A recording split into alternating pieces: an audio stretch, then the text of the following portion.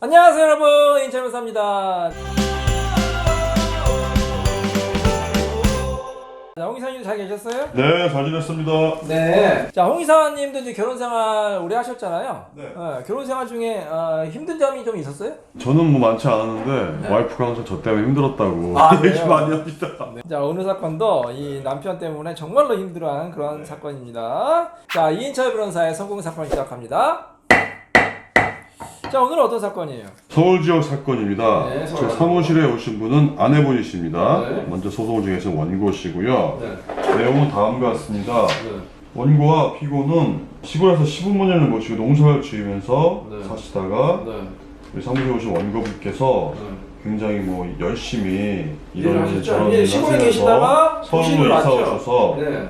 이런 일 저런 일 많이 하시면서 가족들을 부양하시고 네. 아주 열심히 사셨습니다. 네.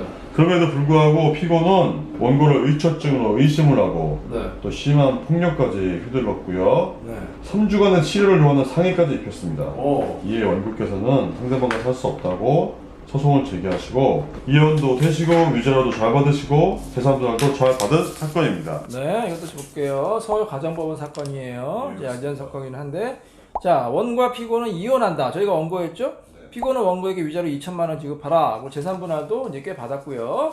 자, 그랬다는 것은 원고의 주장이 일리가 있다. 그래서 어느 정도 승소가 된 건데, 말씀하신 대로 얼마나 이제 원고와 아내가 노력하셨느냐. 지방에서 시골에서 농사를 지었어요. 농사를 짓고 시부모님 모시고 살았어요. 그것도 굉장히 힘들었겠죠.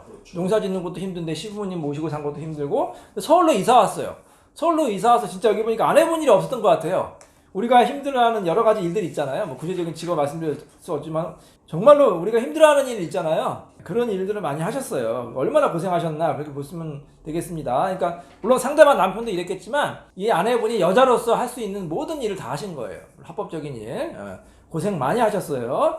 자, 근데 남편이 아내를 의심을 하는 거예요. 심지어는 누구 이걸 얘기를 드려야 되나? 하여튼 이런 남자와 바람을 피웠다고 주장을 하면서 계속 추궁을 하는 거예요. 자, 홍 이사님, 만약에 홍 이사님 아내분께서 네. 홍 이사님 계속 의심을 해. 아는 여직원이라든지 뭐 그냥 자 들어가서 이렇게 할 수 있잖아요. 그런 거 보면서 이 여자 누구야? 어떤 관계야? 계속 의심을 한다. 어떨 것 같아요? 아무 일이 없었다고 해명을 해야죠. 확실히 해명해서 이해를 시켜야죠. 자, 그럼에도 불구하고 계속해서 믿을 수 없어가지고 직장에 전화를 와요. 홍 이사님 와이프분께서는 저한테 직장을 해서 우리 남편 어디 있느냐, 어제 뭐 했느냐 막 꿀ጭ꿀ጭ 묻고, 그 다음에 심지어는 회사에 찾아와서 또 막 따지고 이 여자 누구냐, 그리고 마침 딱 모셨을 때 이제 사랑과 전쟁을 찍는 거예요. 마침 그랬을 때 이제 홍 이사님이 우리 여직원분하고 차를 마시면서 얘기를 하고 있었다. 업무 얘기를 하고 있었잖아요. 그러니까 뭐 이 여자 누구냐 막 그 여직원한테 막 와서 항의하고, 그러면 어떨 것 같아요?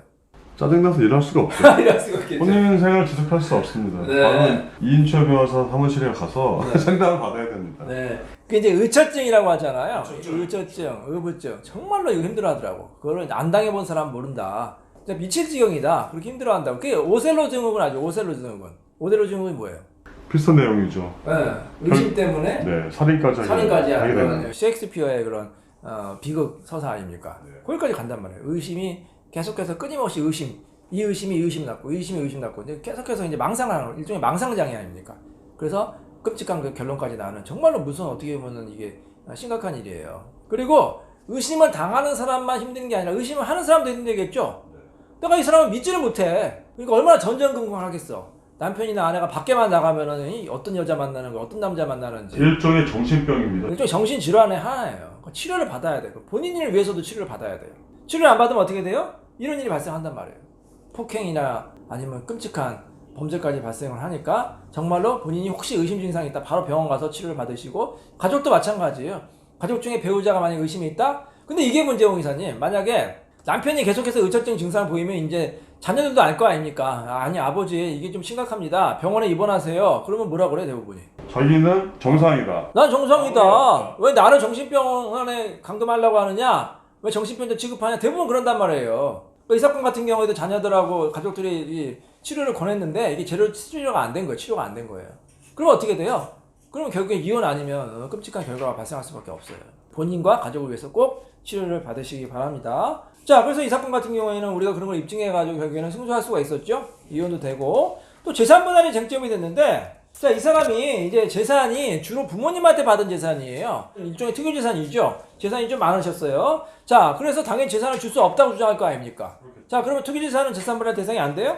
다 안 되는 것은 아니고 따져봐야 됩니다. 예. 언제 될 수가 있어요? 혼인생활 이후에 재산이 가액이 늘어났을 증거, 때. 그렇죠. 증가. 예를 들어서 부모님한테 뭐 부동산을 받았을 때가 10억이다. 근데 이제 아내가 이제 그 부동산 관리를 잘 해가지고, 예를 들어서 건물 청소도 하고 세입자 관리도 해가지고 10년 동안 그 자산이 20억이 됐다. 그럼 아내가 기여한 게 있죠. 그렇기 때문에 특유재산도 재산분할 대상이 되는 거예요. 그래서 혼인 전 재산이나 상대방 배우자가 부모님한테 물려받은 증여나 상속받은 재산도 일정 기간이 지나고 보통 한 5년 정도 봐요. 5년 정도에서 10년 정도 지나면 재산분할 대상이 들어가고 재산분할 대상이 될 수 있다. 자, 그 대신 이제 기여도는 좀 줄어들겠죠. 5대5는 당연히 안 되고 보통 10%, 20%, 많으면 30% 정도 받을 수가 있습니다. 자, 근데 우리 사건에 몇 퍼센트 받았어요?